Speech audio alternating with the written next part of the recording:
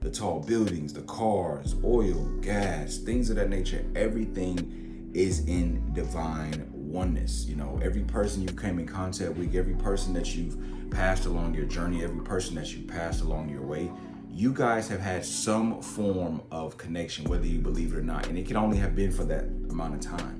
Welcome back to the channel. It's that guy, so fly, TheEnergyEli. Please do make sure you comment, like, share, and subscribe. Now, if you are not familiar with the 12 laws of the universe, I recommend that this is a very good book by Harbeat Singh. Very good book. I read this book very often. I may go a little time without reading it, and then I'll get back into it. But the 12 laws of the universe in this book reiterate, you know, how I need to stay on track, how I need to stay focused, how I need to stay disciplined, how I need to stay locked in. Now, in this video, I'm going to just go over a breakdown of each law that we'll go over for the next few days and weeks of the 12 laws of the universe. I'm going to start with the very first law, which is the very first law is the law of divine oneness. Now, divine oneness says that everything is connected. So when it's explaining this, it's saying that everything from the trees to the air to the tall buildings, the cars, oil, gas, things of that nature, everything is in divine oneness. You know, every person you've came in contact with, every person that you've passed along your journey, every person that you passed along your way, you guys have had some form of connection, whether you believe it or not. And it can only have been for that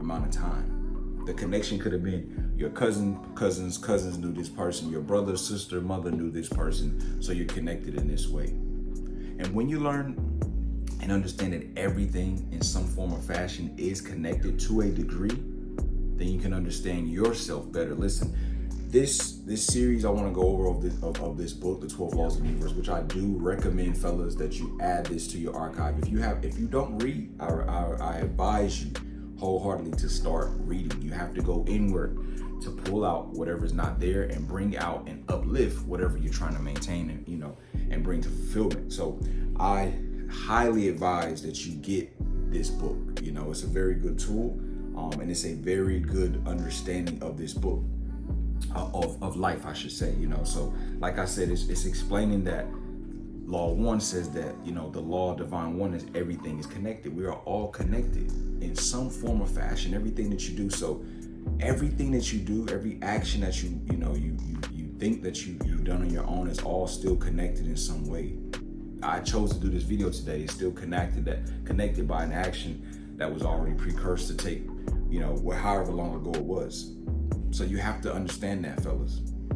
You have to understand that the law of divine oneness is showing you that everything's connected. You thinking you didn't get that job because of A, B, C, D, when it's not connected for you to get that job. It was connected for you to get that job, not that job that you previously wanted. So when you understand these things, it'll help you understand and develop character and understand and develop in life a little bit more. It says the law of divine oneness underscores the idea that a divine energy or consciousness connects all living beings. This universal essence is the unifying force that binds us together, transcending religious, cultural, and geographical differences. Now, as you just said, it's not adding any of that, any of our quote-unquote religious beliefs, any of our cultural beliefs, any of our quote-unquote geographical differences. It is merely saying that we are all connected in some form or fashion. Are we not? We're all in some form or fashion human. Or excuse me, we all are human. So we're all connected in some form or way. Once you can pull those blinders off and see that, fellas, then you can continue to grow and develop. This is going to help you in business. This is going to help you in, you know, entrepreneurship. This is going to help you on your job. This is going to help you in life. This has nothing to do with your actual beliefs. This is just divine oneness on the spiritual level.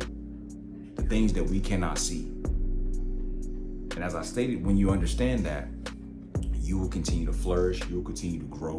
You will continue to develop on a level that you need to develop on. Now, you may ask, how do I apply the law of oneness. So, practical applications of the law of divine oneness. 1, mindful communication. Recognize that your words have power. Listen, your words have power.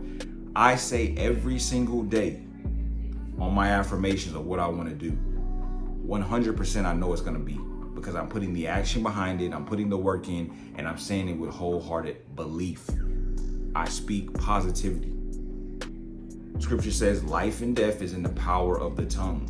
You have the choice to choose life and positivity, or you have to choose death and negativity. The choice is yours.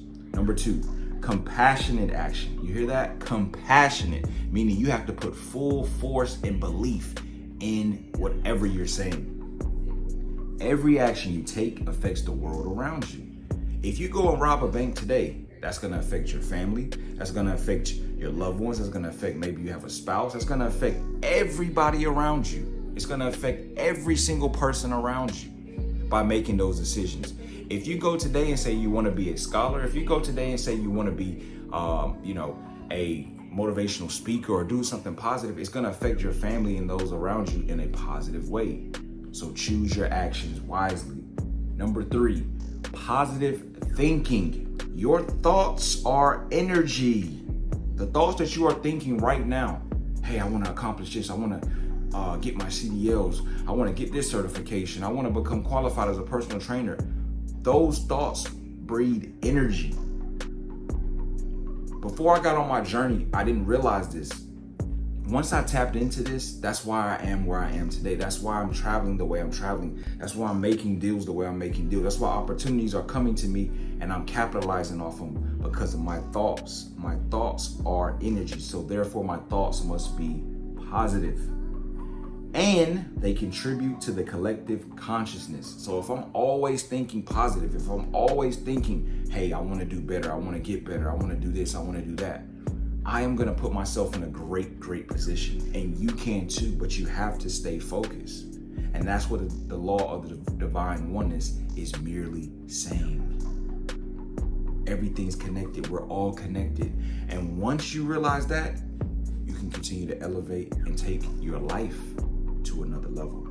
Listen, that was just a short introduction into the first law of the 12 laws of the universe, with it being number 1, the law of divine oneness. Listen, I hope this was a blessing. I hope you can continue to, understand where I'm coming from, jotting your notes down, writing down, and doing more deep diving research into, the law of divine oneness and just who you are and how it fits into your life. Nevertheless, once again, my name is TheEnergyEli. Please do make sure you comment, like, share, and subscribe.